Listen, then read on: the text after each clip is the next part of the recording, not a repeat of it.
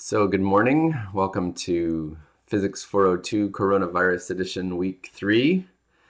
So we were talking about atomic transitions, and last time in the last few videos we talked about understanding what is the Hamiltonian that we need to add for an atomic or molecular system to take into account the effects of some electromagnetic radiation.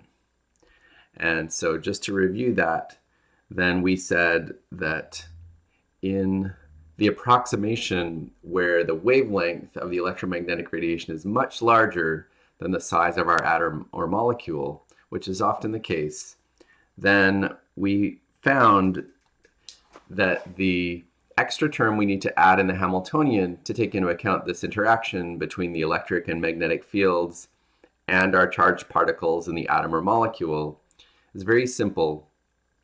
And for an electromagnetic wave with a maximum electric field vector E0, that's shown there, then the operator that we have to add is just the dot product of that vector, that's just a classical vector, with the electric dipole moment operator for our atom or molecule.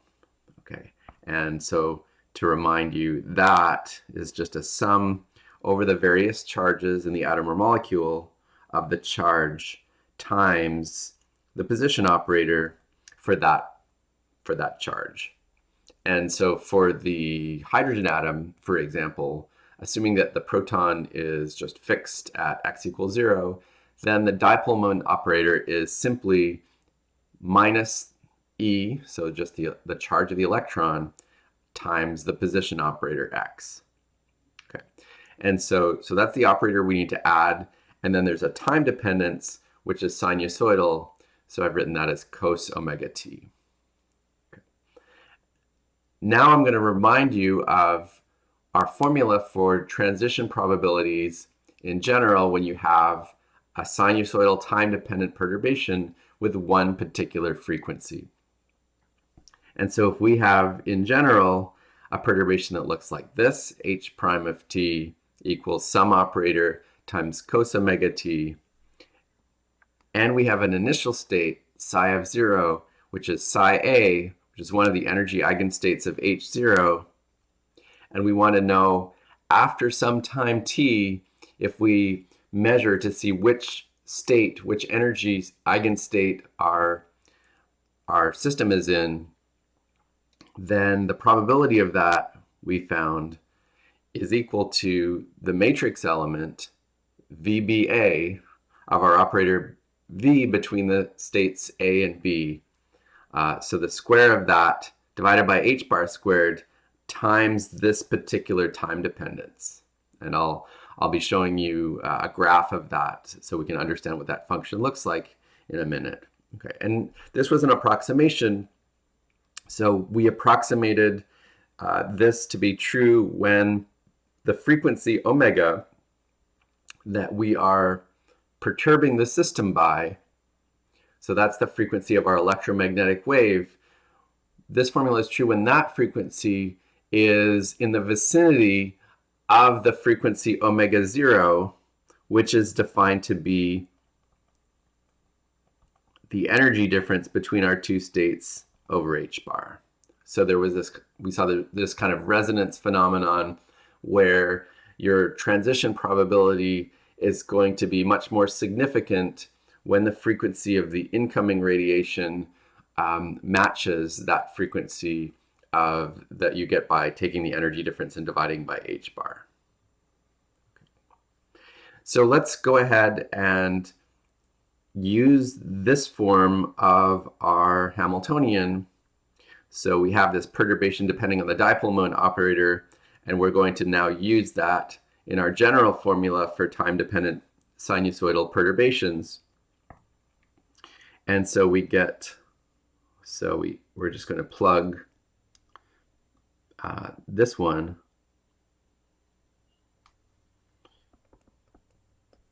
into our general formula here.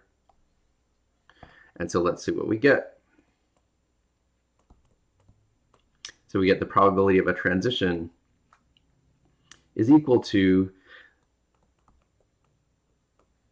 so what I'm going to do is we have this matrix element of the operator with the electric field vector. I'm actually going to write the electric field vector. Let's write it up here. I'm going to write this electric field vector as a magnitude of the electric field vector times a unit vector in the direction of the electric field. And so out front there is the magnitude squared. And then we have the matrix element of our dipole moment operator dotted with the electric field unit vector divided by h bar squared. And then we have our time dependence, sine squared omega minus omega 0 t divided by 2 over omega minus omega 0 squared. And so if we wanted to do a calculation, say for the hydrogen atom as an example, then what would we do? Well, let's say that the electric field, let's say this is a plane wave polarized in the z direction. So the electric field is oscillating up and down in the z direction. And so then our E0 vector, the unit vector, would just be the z hat vector. And remember, our dipole moment operator is just the x operator for the electron times minus e. And so this would be simply the matrix element psi b, and then we'd have minus e times just the z operator for the electron and psi a. So that would be what's inside the absolute value there. So that would be 4 E equals E0 Z hat in an H atom. Okay, so we've got a formula for this transition probability, but it's not actually a very practical formula, because this formula, it assumes that our perturbation has just one single frequency. So it's an exact pure sinusoidal function that exists for all time. Now, in reality, whenever we have some radiation, there's always going to be some combination of frequencies. Even in a laser where more or less you just have one particular frequency of radiation, there's at least a narrow band of different frequencies that are combined together to form your actual electromagnetic wave. And so to get a more applicable formula, what we want to do is take into account the combination of frequencies that we're always going to have present.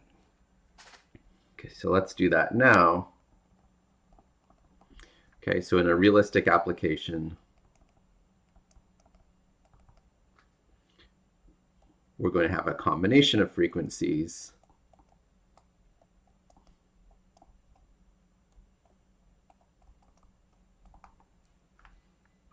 Okay, and so to describe that, what we can do is talk about the amount of energy density that we have in each little range of frequency. So what I'll do is define a new quantity. So it's a function, rho of omega. It's a function of frequency. And it's defined so that if you take rho of omega and you multiply it by some infinitesimal range of frequencies, then that is equal to the energy density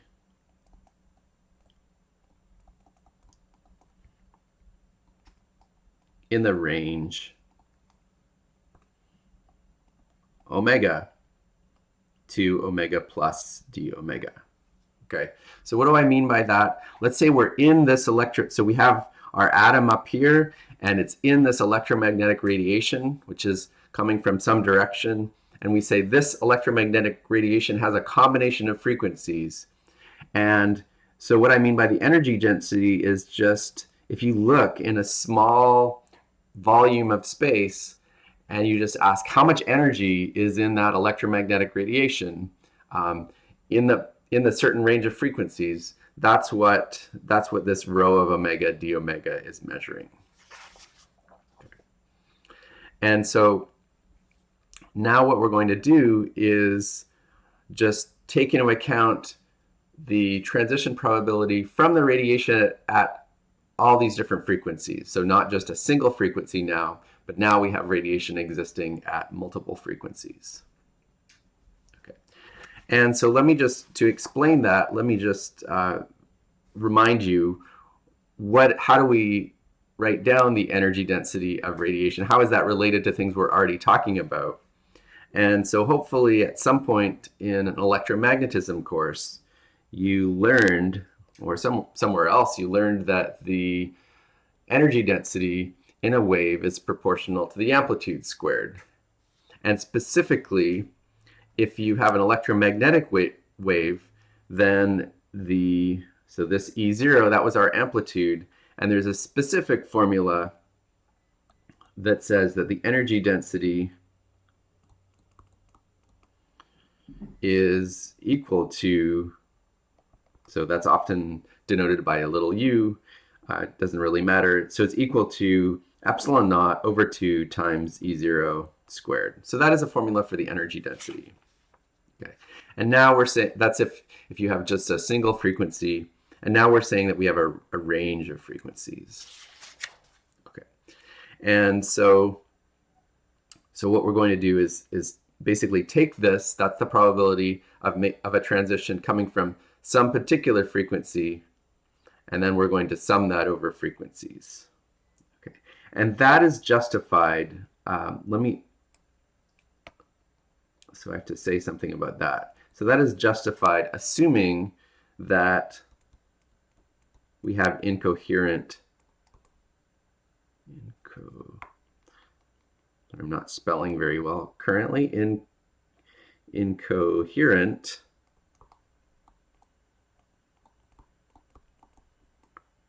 radiation, which means no phase correlations. So let me sort of draw you a picture to explain what that is all about. Okay, so what we're saying is that we have electromagnetic radiation, and our total wave we can think of as being a sum of various sinusoidal waves with maybe slightly different wavelengths. And so what we're assuming here is that those are more or less random, that the phase of those waves that we're adding up is more or less random. And so an example where it wouldn't be incoherent would be if you had some particular combination of sinusoidal waves so that maybe it all added up to some very particular function, like this triangular wave or some other specific time dependence of your electric field. Okay, so if you choose carefully the different phases when you're adding up the waves with different wavelengths, then you can get various special functions of time. Okay, what we want to assume is that instead these various Fourier components of our wave are chosen more or less randomly. And so the important thing about that is that it means that we can calculate the total probability for making a transition as just the sum of probabilities coming from these different frequencies. So that wouldn't always be the case. Let me remind you that our probability is coming from the square of the amplitude, the square of this quantity c that was the coefficient of our basis state after we did time-dependent perturbation theory. So the completely correct thing to do at this point, when we have several different perturbations, so several different frequencies of radiation perturbing our system at the same time, the correct thing to do would be to calculate the c that we talked about in the previous videos. We would calculate the c from let me just call it C1. Let's say we have some radiation that comes from a whole bunch of waves added together. And so the correct thing to do would be to calculate C1 plus C2 plus C3 plus C4 and so forth. And then what we would want to do is take the probability of a transition, and that would be C squared, and that would be, so the sum of all these guys, and then times their complex conjugate. Okay, so that's the precisely correct way to deal with a perturbation that has multiple parts. We don't want to just add up the probabilities that you get from each part. What we want to do is actually calculate the amplitude, this quantity C, calculate that taking into account all the different perturbations, and then square that thing to get the probability. Okay. Now, if I take that expression and I rewrite that by combining the like terms,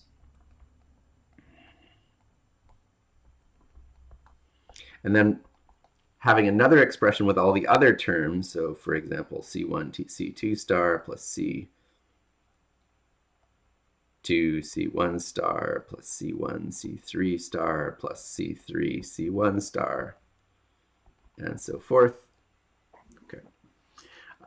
So basically, this assumption of incoherent radiation or no phase correlations, what it is saying that if we look at all these different contributions to the second sum, so then those guys, they're not necessarily positive or negative. So in the first sum, all of these contributions are positive, and you notice those contributions would be the probability if you just had wave number 1, the probability if you just have wave number 2, the probability if you just have wave number 3. So that's the sum of probabilities.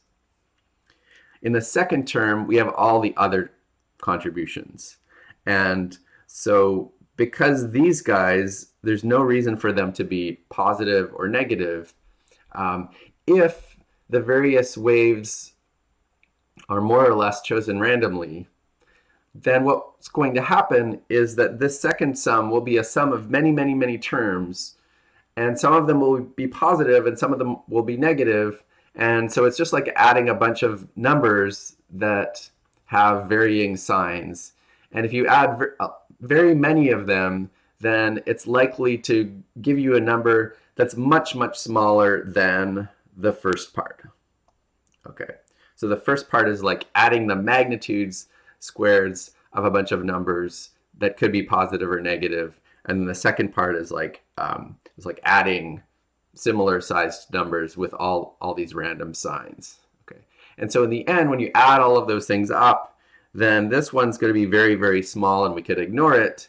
And the result is that the entire probability is just dominated by this first term, which is then the sum of the probability I would get if I only had wave number 1 plus if I only had wave number 2 plus wave number 3 and so forth.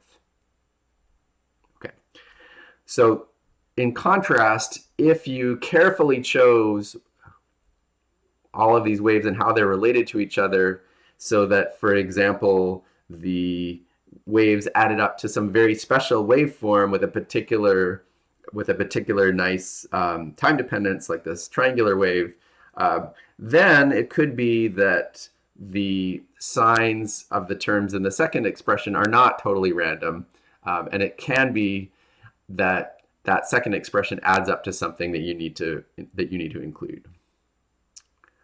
Okay, so let's go ahead and assume that our radiation is incoherent. Okay, so now let's just give myself more space there. So the bottom line is that I can just calculate the probability of a transition as the sum of probabilities for each of these possible frequencies. Okay. And what does that look like? So I'll write down the answer and then tell you a few things about it. Okay. And so our answer is going to look like this.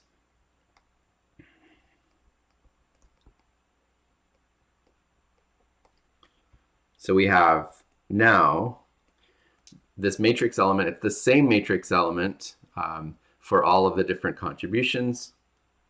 And now we have an integral over frequency. So this is adding up all the different frequencies. And we have our function rho of omega that tells us how much energy do we have at each frequency. And then we're going to multiply by the part that actually depends on frequency, which is this function sine of omega 0 minus omega t over 2. So the square of that divided by omega 0 minus omega squared. Okay, and just to point out how did we get from here to here? So a way to understand that is if we use this expression here, okay, then we can rewrite this instead of E0 squared, that gives us 2 times U over epsilon naught. So 2 times the energy density divided by epsilon naught. And so now when I'm writing my expression for a combination of frequencies, then basically what you see is that this guy right here, that's the energy density from the range omega to omega plus delta omega. And then we're taking that energy density and multiplying it by 2 over epsilon naught. Okay, and so that's giving us, it's the same formula as before, but now we're adding things up over all of the various different frequencies.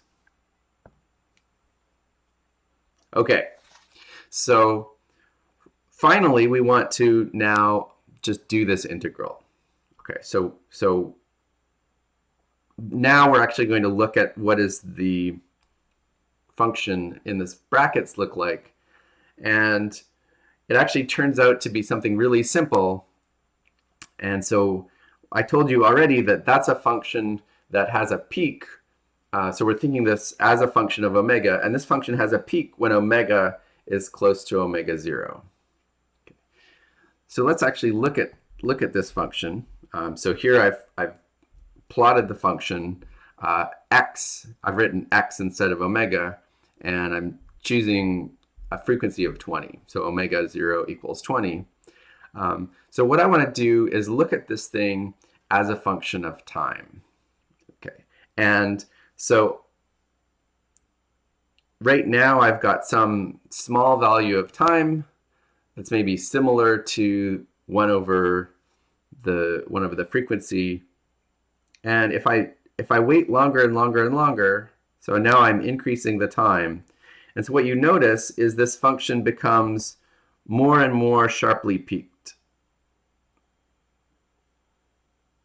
Okay, so going back to our original expression, this function in here is, so it's highly peaked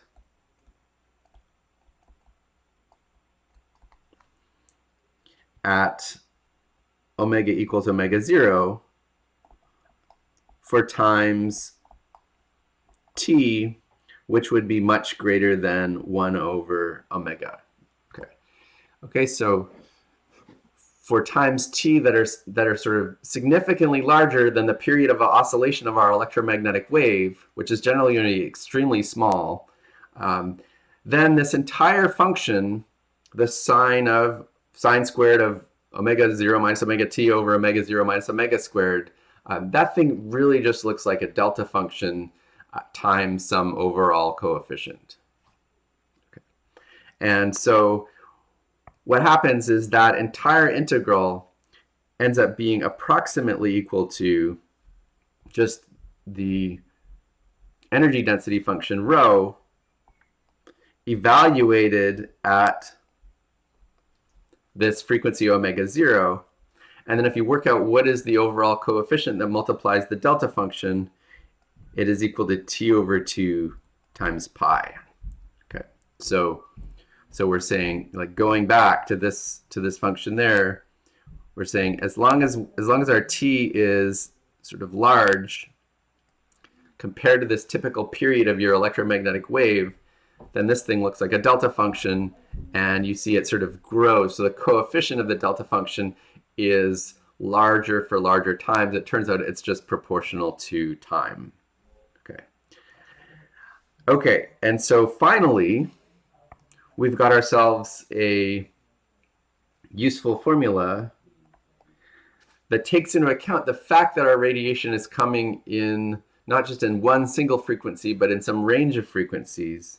It turns out that it's still just the energy density of the radiation at the frequency omega naught that's important. And our final expression, once we plug everything in, ends up being this. So it's our matrix element of the dipole moment operator in the direction of our electric field.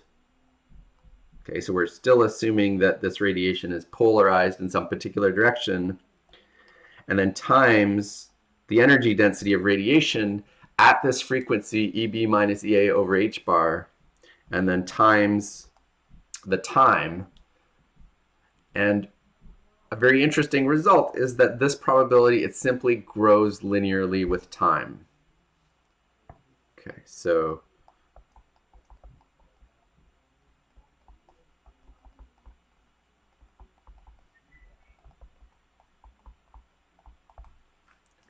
so that's a really simple probability. That's a really simple dependence on time. And what it means is that we have what would be called a constant transition rate. Okay, so the longer you wait, the higher probability that you're going to have made a transition, and those things are proportional to one another. And so instead of a transition probability, we can talk about a transition rate. And so to finish, I can write down what that looks like. And so we would say that the transition rate is just the transition probability per time. And so that's equal to, I won't write it out explicitly. We'll see it in the next video. So it's just P B to A divided by T. Okay. And so this is a formula for the transition rate when you have electromagnetic radiation, which is incoherent, but which is still traveling in one particular direction with one particular polarization. Okay. And so in the next video, what we're going to do is take into account the fact that in many situations, the radiation would be coming from all sorts of directions and have all sorts of polarizations. And so we'll want to then take into account all of those things at once to get a final kind of useful formula for the transition rate in an atomic or molecular system.